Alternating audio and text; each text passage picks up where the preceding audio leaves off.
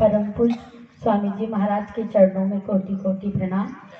आदरणीय अण्णा जी को भी मेरा चरण स्पर्श और पधारे हुए सभी सत्संगी प्रेमी भाई बहनों को सादर जय गुरुदेव। मैं कोई वक्ता नहीं जो आपको सत्संग या प्रवचन सुना सकूं।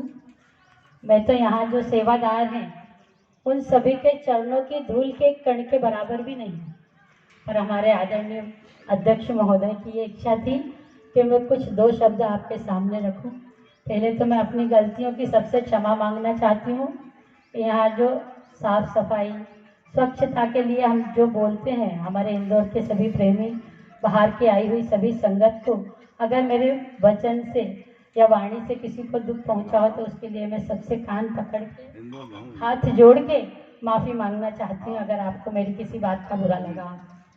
सत्संग तो मैं आपको क्या सुना पाऊंगी, छोटी सी एक प्रार्थना आपसे करना चाहती हूँ, बताना चाहती हूँ कि मालिक के चरणों में हमें यही प्रार्थना करनी है अगर हमको भवजल से पार जाना है।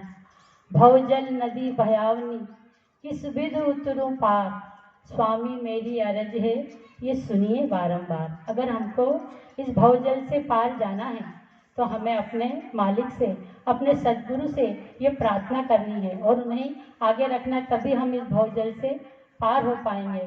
और हमारे सद्गुरु तो इतने समर्थ हैं कि उन्होंने हमारा 4 जन्मों का ठेका लिया है।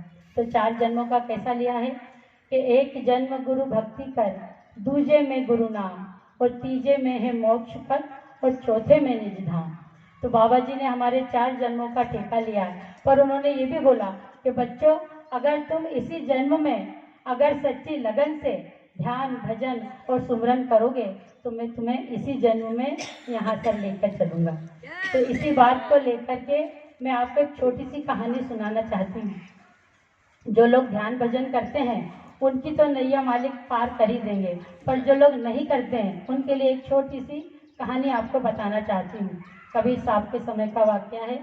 एक काश्तकार बाबा के गांव में, और कबीर साहब वहाँ पर रोज आया जाया करते थे, वहाँ से निकला करते थे। वो काश्तकार बाबा को रोज समझाते थे कि बाबा ध्यान भजन कर लो, भजन कर लो, बाबा भजन कर लो। मगर बाबा ने बोला कि अरे बाबा महात्मा जी कैसे मैं ये भजन करूँ, अभी मेरे बच्चे बहुत छोटे हैं, जरा थोड़े बड़े हो जाएं फिर मैं ये भजन करूँगा। फिर कबीर साहब चले गए। फिर थोड़े दिन बाद आया कि बाबा अब तो आपके बच्चे बड़े हो गए हैं, अब भजन कर लो।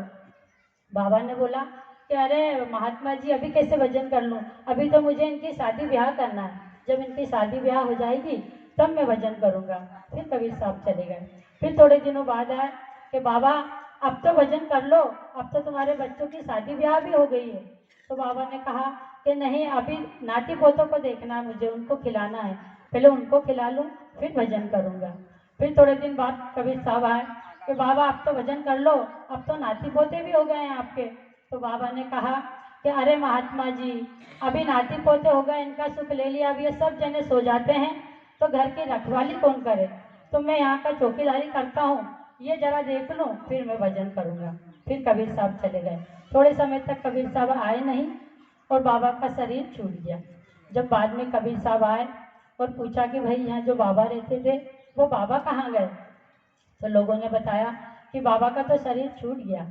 तो कबीर साहब संत थे, उन्होंने अंतर ध्यान लगाकर देखा बाबा के पास में एक गाय थी, उससे उनका बहुत प्रेम था।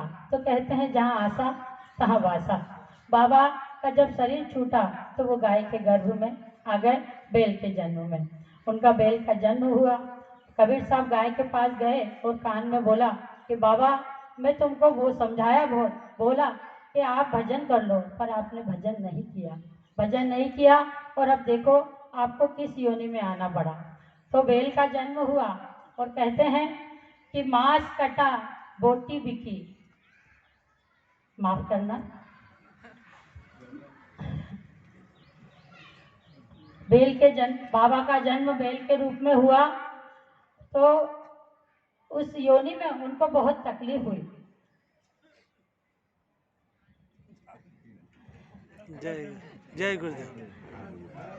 आखिरी में उनको जैसे बैल को हल में जोता गया और तेली, जब उस हल का भी काम का नहीं रहा तो तेली के यहाँ भेज दिया, तेली के भी काम का नहीं रहा तो कसाई को भेज दिया, जब कसाई के भी काम का नहीं रहा तो उसको उसका फिर क्या हुआ कि मांस कटा बोटी बिकी, चमड़न मड़ी नकार, कुछ एक कर्म अभी बाकी रहा, किस पर पड़ रही मार। जब उसको काटने के बोटी बिक गई, मांस कट गया और जो चमड़ा था उसकी नगाड़ बन गई। तो नगाड़ा कहाँ रहता? मंदिर में रहता है। और मंदिर में आते जाते लोग उस पर एक एक डंका मारते हुए, एक एक लकड़ी का वो जो रहता गुटका उसको मारते हुए निकल जाते हैं। तो ये कहानी की सीख ये है कि हम सभी को भजन करना चाहिए, कहीं हमारा हाल भी वो बाबा जैसा ना हो जाए। जो लोग करते हैं उनके लिए तो बहुत अच्छी बात है, लेकिन जो नहीं करते हैं उनके लिए वो बाबा जैसा हाल नहीं हो, उसके लिए मालिक ने जो समझाया है हमें वो करना चाहिए।